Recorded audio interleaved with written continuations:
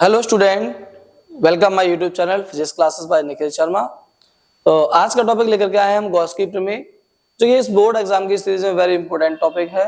और ये टॉपिक ऐसा टॉपिक है जो प्रीवियस पेपर में सबसे रिपीटेड क्वेश्चन है, सबसे रिपीटेड टॉपिक है। तो हम सबसे पहले इसका स्टेटमेंट देखते हैं कि गॉस की प्रमेय के अनुसार होता क्या है।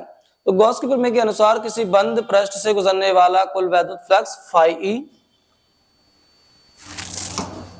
फाई ई उस पृष्ठ से बद्ध कुल आवेश के 1/एप्सिलॉन गुना के बराबर होता है।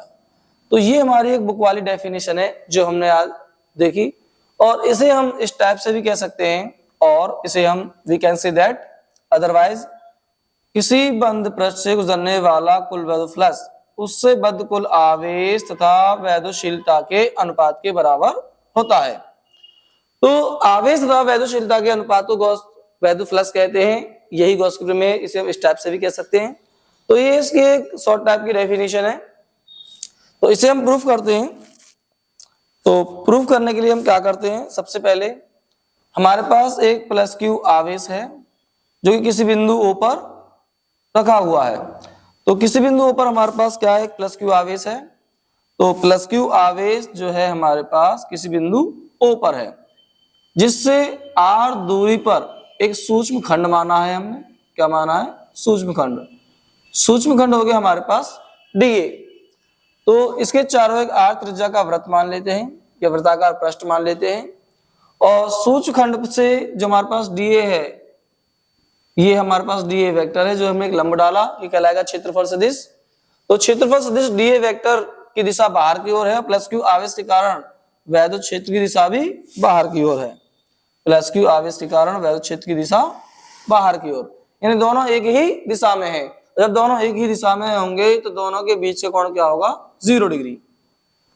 तो हम यहां पर देखते हैं, इसका हम प्रूफ करेंगे। तो सबसे पहले हम क्या देखते हैं कि सूक्ष्म खंड dA, सूक्ष्म खंड dA से गुजरने वाला वैद्युत फ्लक्स, dA से गुजरने वाला वैद्युत फ्लक्स d फाई ई बराबर ई वेक्टर dA वेक्टर, ये आ गया हमारे पास इस सूक्ष्म खंड dA से गुजरने वाला वैद्युत फ्लक्स फाई ई बराबर। इक्वेशन नंबर इसे फर्स्ट लेते हैं, और वेक्टर जब हम हटाते हैं किसी भी क्वांटिटी से तो cos थीटा लगाते हैं। cos थीटा की वैल्यू हमारे पास 0 डिग्री है, हमने अभी बताया। तो cos 0 की वैल्यू हमारे पास हो गई cos 0 इक्वल 1, चूंकि cos 0 बराबर 1। तो d फाई e बराबर e d a, ये हमारे पास एक इक्वेशन फर्स्ट हो गई। अब हम क्या करेंगे, अब हम लेंगे संपूर्ण पृष्ठ से, यानी संपूर्ण परपथ से। तो संपूर्ण पृष्ठ से गुजरने वाला कुल वैद्युत फ्लक्स लेंगे हम। संपूर्ण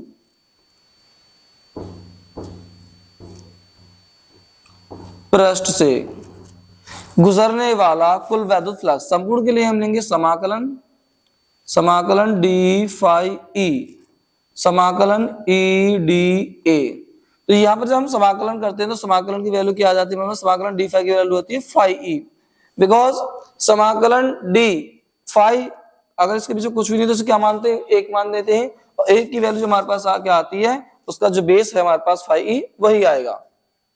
समाकलन इसे हम कह सकते हैं, मैथमेटिक फॉर्मूला है हमारे पास, समाकलन dy या dx इक्वल का आता है हमारे पास y।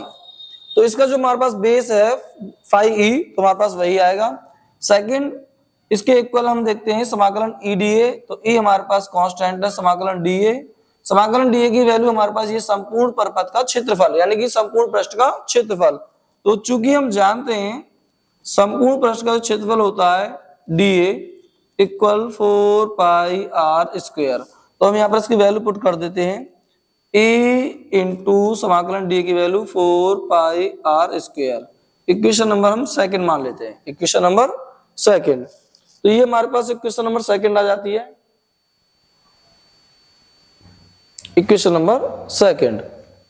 तो यहां पर हम क्या देखते हैं, इसे हम equation number second, we know that बिंदु आवेश के कारण हमारे पास वैद्युत क्षेत्र की तीव्रता होती है, यानी हमारे पास जब प्लस क्यू आवेश है, ये रहा हमारे पास एक प्लस क्यू आवेश जिसके कारण वैद्युत क्षेत्र की तीव्रता होती है 1/4 pi epsilon not Q upon R square. तो ये हमारे पास एक इक्वेशन होती है थर्ड। तो ये इक्वेशन थर्ड की वैल्यू हम सेकंड में पुट कर देते हैं, तो लिखेंगे फ्रॉम इक्वेशन नंबर सेकंड, तो फाई ई यानी कि समीकरण 3 का मान समीकरण 2 में रखने पर, समीकरण 2 में हम मान रखते हैं ई का 1/4 pi epsilon not Q upon R square multiply 4 pi R square. तो हम क्या देखते हैं 4 पाई आर स्क्वायर से 4 पाई आर स्क्वायर कैंसिल हो जाता है, और फाई ई इक्वल हमारे सामने बचा क्यू अपॉन एप्सिलॉन नॉट। तो ये जो है हमारे पास एक गॉस की प्रमेय प्रूफ कर दी। तो गॉस की प्रमेय में हमने क्या देखा, phi equal Q upon epsilon naught, ये हमारे पास क्या प्रूफ होकर आता है, phi equal Q upon epsilon naught. तो एक बार हम टॉपिक को देखते हैं। हमने सबसे पहले क्या लिया, सूक्ष्म खंड से गुजरने वाला कुल वैद्युत flux D phi equal E D A vector, vector हटाते हैं cos थीटा लगाते हैं, cos थीटा की वैल्यू 0 आती है क्योंकि हमारे पास दोनों ही दिशा में क्या है 0 है। कौन दोनों, डी ए वेक्टर और ई वेक्टर, यानी वैद्युत क्षेत्र की तीव्रता और क्षेत्रफल सदिश दोनों ही एक ही दिशा में है, तो इसके लिए उनका थीटा इक्वल 0। cos 0 की वैल्यू हमने 1 रख दी, तो समीकरण नंबर फर्स्ट आ गई हमारे पास। संपूर्ण पृष्ठ से गुजरने वाला वैद्युत फ्लक्स निकालते हैं हम। संपूर्ण पृष्ठ सबसे पहले हमने सूक्ष्म खंड से निकाला, अब संपूर्ण पृष्ठ से निकालेंगे। तो संपूर्ण पृष्ठ के लिए हमने समाकलन करते हैं, और समाकलन करते हैं हमारे पास वैल्यू आती है ए गुणा 4 pi R square, equation number second.